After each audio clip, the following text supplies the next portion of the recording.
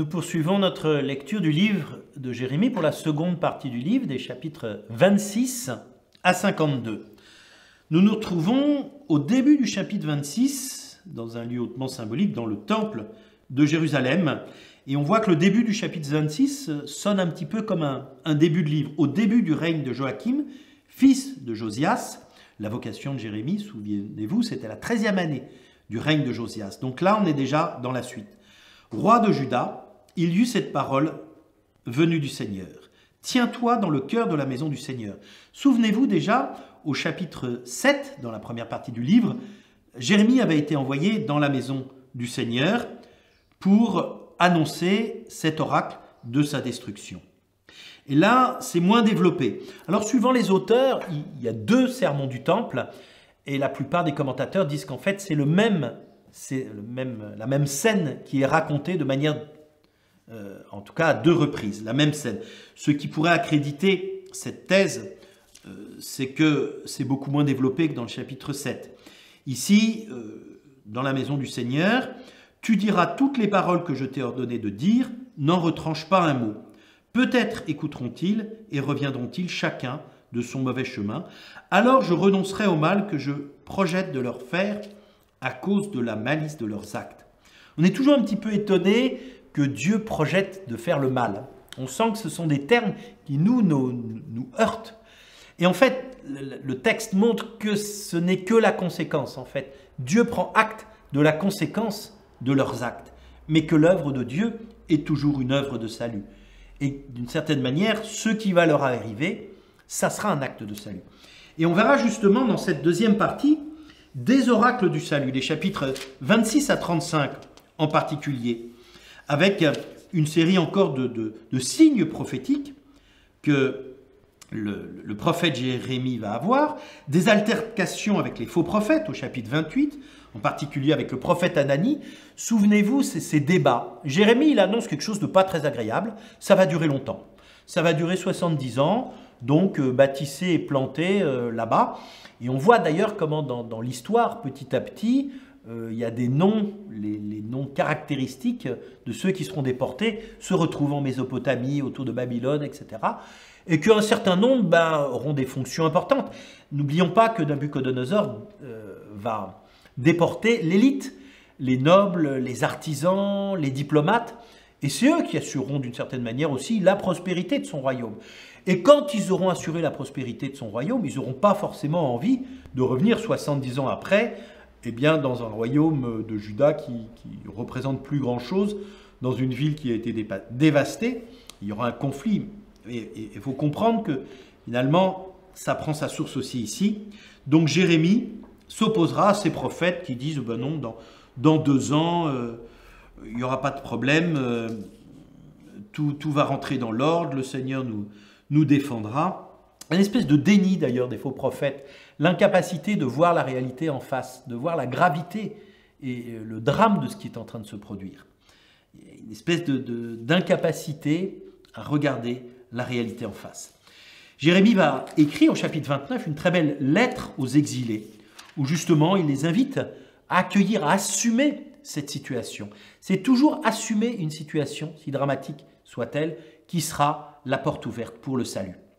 Et ce salut, il va l'annoncer dans ce petit livret, qu'on appelle le livret justement de la consolation, les chapitres 30 à 33, et en particulier 30-31, où Jérémie annonce une nouvelle alliance. Ce livret de la consolation, c'est vraiment le cœur de ce qu'on pourrait appeler, peut-être par un peu anticipation, la mort-résurrection. Il y a quelque chose de très dramatique d'une lamentation et d'une maladie incurable, c'est l'expression qu'on retrouve, et déjà d'une consolation. On voit que dans ce livret, Jérémie va regarder plus loin. Jérémie va regarder le salut de Dieu qui est au-delà même de cette désolation. C'est le plus grand drame. La destruction du temple de Salomon, c'est le plus grand drame que va vivre le peuple. La plus grande remise en question. Parce qu'un siècle plus tôt, elle avait été protégée, la ville et le temple, de la destruction des Assyriens par Sennacherib, et on était convaincu que ça ne pouvait plus arriver à Jérusalem. Or, ça va arriver. Et déjà, le prophète Jérémie annonce le retour des exilés. Une joie immense. On verra que ce retour, et ça sera un petit peu vu comme la fin des temps, le retour définitif, la venue du Messie. Ce n'est que peu à peu, il y aura qu'une autre attente se fera jour. Mais cette autre attente, elle se fera aussi d'une manière beaucoup plus profonde, de cette nouvelle alliance qui sera une alliance gravée sur le cœur.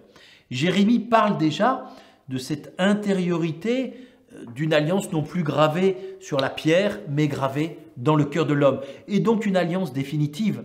Les tables de pierre peuvent être détruites, il ne restera plus pierre sur pierre de ce temple. Mais détruisez ce temple qui est mon corps, eh bien en 3 jours, il se relèvera. On voit qu'il y a cette transition aussi qui peu à peu, dans le livre de Jérémie, s'ébauche. Et puis, les chapitres après ce livret de la consolation, donc à partir du chapitre 36, suivent toute une série justement d'épreuves. Les épreuves du prophète, les épreuves de Jérémie, en fait, elles sont associées à la chute de Jérusalem. Le prophète vit dans sa chair les malheurs de son peuple. Il n'est pas simplement à côté, voilà, on croit parfois que le prophète, c'est celui qui est de haut, qui annonce les choses, etc. Non, il est partie prenante. Il souffre et il vit avec son peuple. Et on voit aussi, notamment, comment son message, ça va passer d'un message oral à un message écrit. Écrit pour toi. Baruch, la figure de Baruch sera connue comme étant le scribe de Jérémie, celui qui va écrire les prophéties. Or, à quel moment on écrit? On écrit quand on ne sera plus là pour parler. Donc Jérémie est déjà conscient que ces paroles, elles doivent pouvoir être transmises aux générations et que ce sera l'écrit qui permettra de transmettre aux générations à venir. C'est-à-dire que le message de Jérémie, il sera toujours actuel. Il annonce, chapitre 37 à 44, la prise de Jérusalem, et puis il va être mis en prison, libéré, et puis il va être envoyé en Égypte. Suivront toute une série d'oracles contre les nations, parce que ces grandes nations si puissantes, elles auront aussi un jour à rendre compte. Et notamment, ça sera aussi l'objet du livre d'un autre prophète qui s'appelle Abdias, les nations les plus proches qui auraient dû secourir Jérusalem, qui non seulement ne sont pas venues à son secours, mais qui en plus seront alliées à Nabuchodonosor pour le malheur de Jérusalem. Eh bien, ces oracles contre les nations annoncent aussi que cette puissance, elle est toute relative. Les Philistins, Moab, les fils d'Ammon, oracle sur Édom, oracle sur Damas, oracle sur Babylone au chapitre 50. Même Babylone, la plus puissante, aura à rendre compte. Et on voit que l'oracle contre la Babylone est de très loin l'oracle le plus long. Le chapitre 51, il faut pas mal de temps pour le lire, mais après tout ce que Babylone a fait, on comprend pourquoi le prophète Jérémie développe. Et puis la chute de Jérusalem, Sédécias qui est capturé par Nabuchodonosor, Jérusalem qui est dévastée, et on finit par une petite note d'espérance. Jéconias est gracié. La 37e année de la déportation de Jéconias, roi de Juda, le 12e mois, le 25 du mois Évil-Mérodac. On sent que maintenant le temps est calculé à partir des souverains de Babylone, roi de Babylone. L'année même où il devint roi, il fit grâce à Jéconia, roi de Juda. On voit que déjà le sort des exilés est en train de changer. Ils auront une situation bien meilleure. Certes, après il y aura un appel au retour, mais ce retour, cette libération, ce retour d'exil, il ne pourra se faire aussi qu'avec un vrai projet de reconstruction. Déjà, la fin du livre de Jérémie laisse pressentir tout ça. Donc on voit que dans ce livre, il y a ce message très fort de mort et de résurrection. Vous voyez, quand on demandera pour vous qui suis, que Jésus demande ça à ses disciples, ils diront Jérémie ou l'un des prophètes. On voit que Jérémie est à cette époque charnière et qui précède aussi par rapport au second temple, cette destruction que Jésus annoncera, mais il n'y a pas de troisième temple. C'est toute la question d'ailleurs du troisième temple. Pour nous chrétiens, il n'aurait pas de sens, il n'a plus de sens. Mais peut-être pour ceux qui attendent du Messie, ce troisième temple peut avoir encore du sens. On voit aussi dans tout ce livre que Dieu est absolument souverain. C'est lui qui est le maître de l'histoire.